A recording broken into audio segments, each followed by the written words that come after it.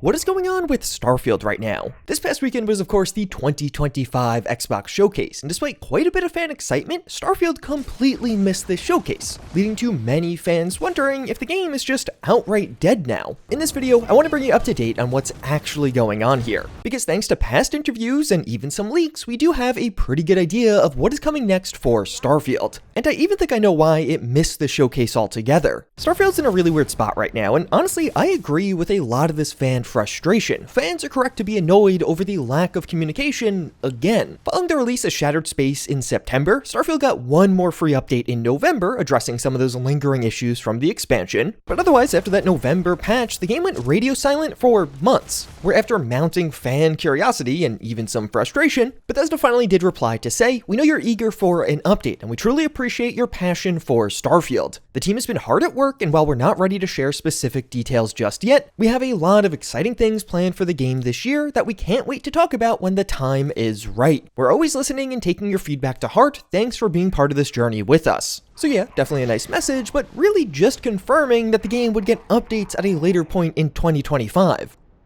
And about 2 months after this, an update did come out with the Starfield May patch. Sadly, if you weren't already playing, you almost certainly won't be interested in this one. It brought some really nice performance improvements for some users, including a new lower quality setting, which is really great for Steam Deck, and it even made some of the Shattered Space content finally buildable at your outposts after completing Unity. But that was really it. There of course were further creation changes and even bug fixes, but when it came to official content or updates from Bethesda in 2025 on Starfield, that's all we've gotten so far. One Twitter post in March, as well as a relatively minor update in May. Although, this update did include something very interesting that honestly might get some of you playing Starfield again. That being a new DLC named Watchtower. But this didn't come from Bethesda. We're going to talk more about this later in this video because it is freaking epic. It introduces some really cool new features into the game, and a lot of fans are praising this one right now. And overall, I do think Bethesda's statements thus far this year do make it pretty clear that no, Starfield is not currently abandoned. Bethesda has consistently fallen short on communication around their games, and it's almost been perpetually true for Starfield.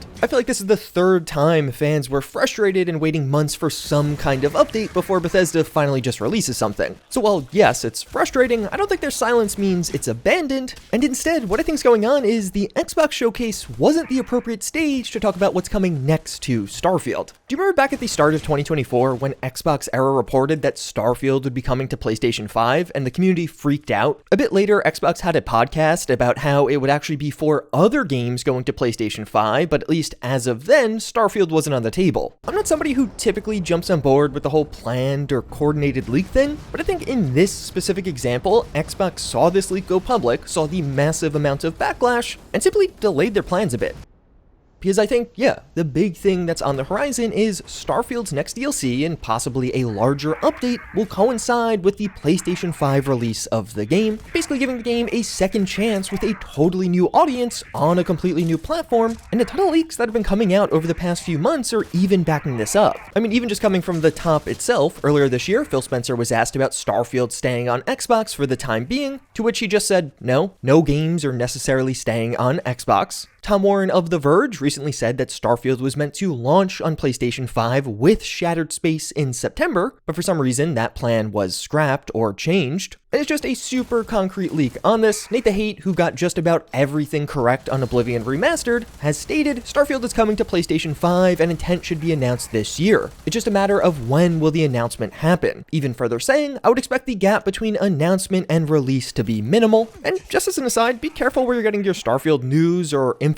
In his predictions podcast, NateTheHate says this. Because, I mean, this is the Xbox Showcase. This isn't the venue to announce Starfield going to PS5.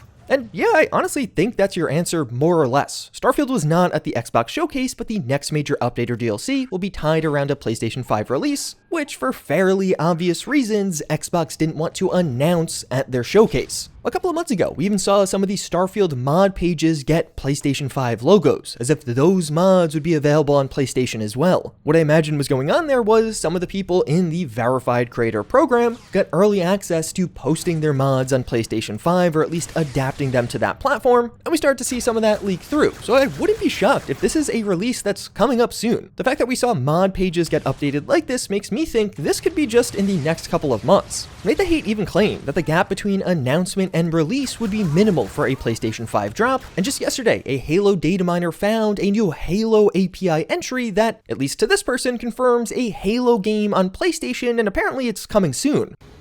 Maybe there's going to be a series of Xbox games coming to PlayStation announcements, and I could see Gamescom being a perfect stage for that. Or honestly, they could just randomly announce this any week, but Gamescom really is the next major showcase. It's coming in August, and in the past, Bethesda has been there. And even when it comes to a second DLC, I do still think that is possible, and to me, it's not that crazy that we haven't heard anything yet. Shared Space dropped in September, and if this Todd Howard interview is correct, content-wise, we're looking at kind of like what we do with Far Harbor on Fallout 4. We're like, okay, this is a scope that works for, our development in doing this kind of annual story expansion type of thing. So Bethesda wants yearly story expansions for Starfield, at least as long as the audience keeps buying them. And well, yeah, Starfield's player count on Steam hasn't been the best. The game still does seem to have a very solid Game Pass core audience, like a ton of other Xbox games. I've seen some arguments saying that more developers on Starfield, like working on a DLC, would take away developers from the Elder Scrolls 6 and slow down development on that side. But do you really think Bethesda doesn't have enough developers on the Elder Scrolls 6? Like, do you not think they could ask Xbox for that? I feel like when it comes to the Elder Scrolls 6, Bethesda could probably get just about whatever they realistically need to make that game. Over the past few years, Bethesda has been growing a ton, and making some more Starfield DLC will make them some more money in the interim. So I do think this all means that we probably will see another new Starfield DLC, but it's likely not coming until September or October. It's likely a very similar team to who worked on Shattered Space. And yeah, DLCs take time. They might need a full year to actually get that one out. The word Starborn was randomly trademarked by Bethesda, so many are speculating this will be the name for the new DLC. And I honestly think Bethesda has a pretty good reason to continue supporting Starfield, even if it seems like the player counts and overall interest is lower. Mainly because I think this is an exceptionally well monetized audience right now. Bethesda is releasing regular paid mods for both Starfield and Skyrim. And from the conversations I've had with creators, these are making pretty good money.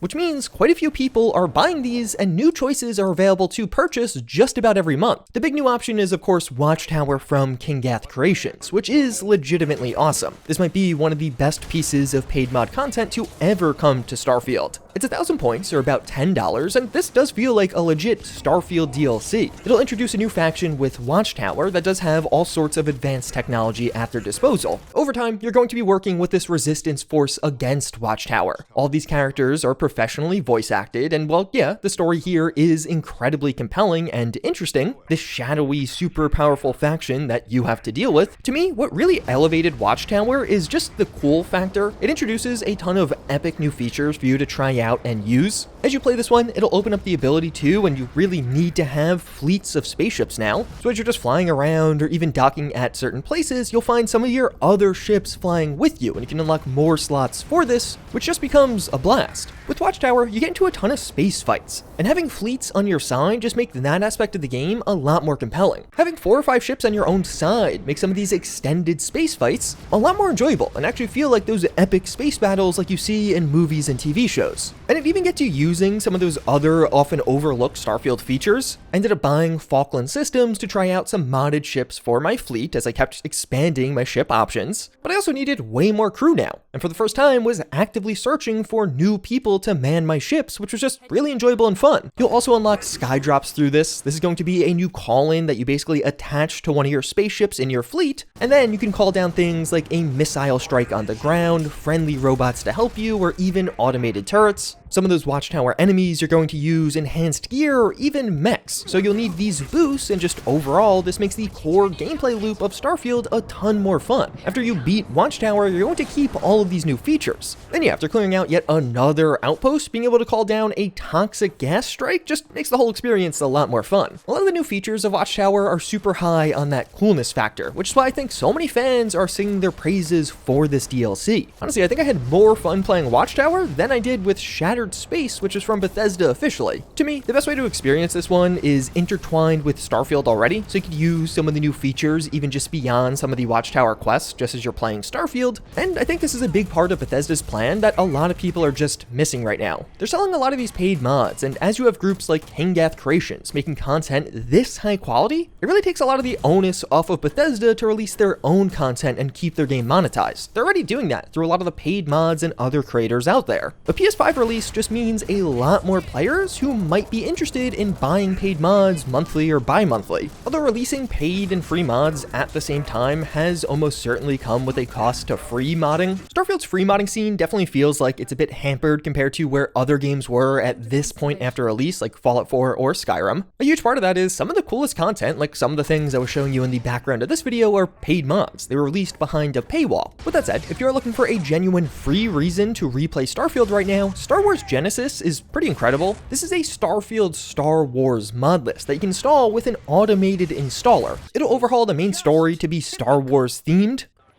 So it'll still feature many of the main story beats of Starfield, those big things are still there, but basically with a fresh Star Wars coat of paint, which honestly could up the interest for a ton of you, particularly those who are already die-hard Star Wars fans. Because this does genuinely change a ton about the game. Nearly all of the NPCs you encounter are either a Star Wars race now or using Star Wars weapons or armors. The United Colonies overall becomes the Imperial Empire, as well as other factions are changed. And in actual gameplay, you just see a ton of new stuff. Combat encounters had me constantly searching inventories for these new but very familiar weapons, and I would almost say if you're a giant Star Wars fan right now, this might be a must download. Even if you're only experiencing this world for a few hours, you can still have a ton of fun and get really immersed in everything happening around you. But with that said, that is where Starfield stands right now and where I think this game is going. I don't think it's quite abandoned, but there is a clear strategy shift here, as I do suspect Bethesda has a lot riding on this upcoming PlayStation 5 release for Starfield and even their future plans for the title.